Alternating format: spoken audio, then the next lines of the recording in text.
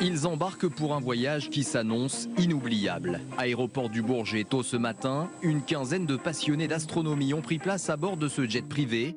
Destination les îles Féroé dans l'Atlantique Nord, la zone où l'éclipse solaire sera la plus visible. Nous, on sera donc dans la bande de totalité. Le soleil est complètement couvert par la lune et là, on peut le regarder et voir sa couronne solaire. Et il fera nuit, en fait, en plein jour.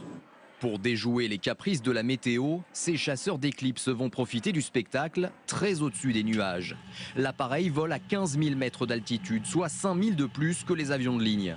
En quelques minutes, le ciel s'obscurcit, s'installe un crépuscule où l'horizon paraît s'enflammer. Puis la Lune s'aligne parfaitement sur le disque solaire. Voici depuis le hublot le phénomène en accéléré.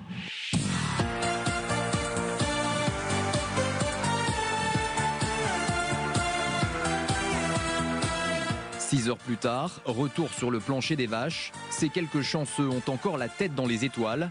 Leur billet vers l'éclipse leur a coûté 5 000 € chacun, mais le spectacle en valait la peine.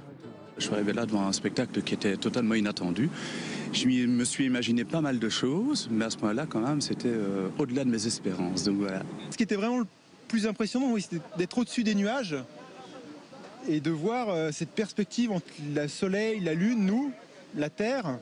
Et puis, ça passe quand même très vite. Prochaine éclipse totale dans tout juste un an, en Indonésie. Certains sont déjà prêts à réserver leur billet.